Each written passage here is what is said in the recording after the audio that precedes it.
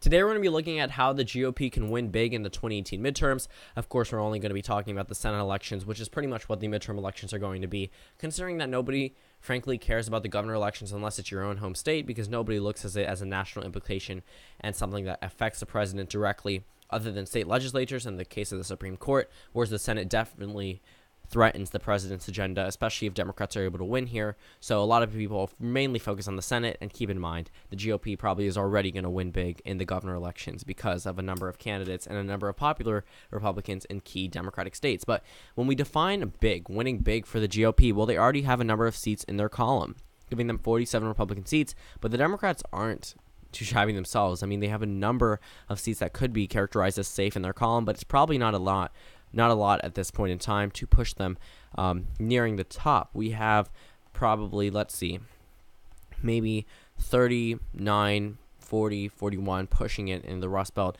states that are safe for the Democrats, and 47 Republican states. So first off, the GOP is going to win big. They're going to need to focus their resources on states like Texas. I mean, they don't need to focus a lot on it, but they're going to have to focus on it a little bit just so they can corral their voters and get them out to vote again. But when it comes to the states that they're already incumbents are, they need to focus on Nevada, Tennessee, and Arizona. These are three key areas where Democrats have a very real shot at winning. Some of these states possibly have a greater shot of going blue than some other states with Democratic incumbents running for re-election.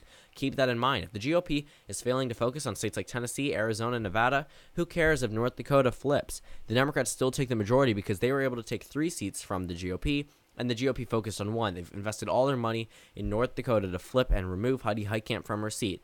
Big deal for the Republicans. The Democrats now have the majority. So if they are failing to focus on these 3 states, and possibly even 4 if they start neglecting Texas, it's going to be something that's going to be their downfall. They're going to make the same mistake Hillary Clinton did in 2016, and they're going to regret it, which is why a lot of Republicans are focusing on Arizona, but not so much Nevada. I believe that Republicans mainly are focusing on other states because they do think Nevada is a lost cause. This is a Clinton state from 2016. Arizona is beginning to become a lost cause. Democrats had a possibility of winning in Texas, and Republicans brought back and got a number of donations in Texas, and something that pushed Ted Cruz nearing the top. The primary performance was much better. I don't know why I said much good. That sounds like something out of SpongeBob, but much better for Republicans than what we might expect. I mean, primary turnout was good for Democrats, but it was also good for Republicans. Even in an off year with an incumbent senator, you don't expect much turnout on the Republican side, but they got it. And it was because they were able to corral their voters, and this is a predominantly Republican state. Tennessee is more Republican than Texas, yet somehow Texas is rated more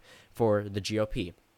But when it comes down to areas that they're going to need to focus on, Indiana, that's a state that they have a real possibility of winning, Missouri included, and North Dakota. But when it comes to a couple of these other states, well, West Virginia is probably not going red. Ohio as well. Keep in mind, Virginia is probably likely for the Democrats. When we go to this map, Democrats have 44 seats in their column. There's no longer the possibility of a supermajority for the GOP back when we saw the 2016 election. Michigan, Wisconsin, Pennsylvania, Minnesota, these states were all in play. Possibly even New Mexico or Maine at large, well, just Maine in the Senate race. These states were all in play at some point in time. People actually thought the GOP had a real shot at winning here. Now looking at the incumbents and their approval ratings, and all of a sudden this huge Democratic wave and huge opposition to the president, the Republicans no longer have a shot at carrying 67 seats, but at most now 56. 57 is pushing it. And when we look at this map, it's no longer that unfavorable to Democrats. Yes, they have an uphill climb if they want to retake the Senate, but holding on to it shouldn't be too hard, considering that a number of these states were either won by Hillary Clinton or close when it came to a number of these states. Wisconsin, Michigan, Pennsylvania, Minnesota, Ohio, Arizona, Nevada, Florida. These states were all toss-ups back in 2016, and some of them have Democratic incumbents, some of them have Republican incumbents, and it's mainly beneficial to the Republican Party because there were 10 states here that Donald Trump carried in 2016, but they're also not doing too well in the Rust Belt. They are really not focusing any funds there, and if they do want to win super big, such as possibly reaching a majority, filibuster-proof majority of 60 seats, then maybe they should focus on the Rust Belt. But right now, they're not focusing on the Rust Belt at now. So, Montana, we can give to the Republicans because that's something they need to focus on, and Florida as well. Rick Scott being a popular incumbent, if they lose Florida, they're losing in a number of other states because Florida is one of the races that already showed them ahead in opinion polling. They have a popular governor on the Republican side, and it's going to be called before a number of these other races if they are not able to win there, because if the Democrats are winning in Florida and they count their ballots extremely fast there, that should be the first warning sign for Republicans that their election bid is going to go downhill.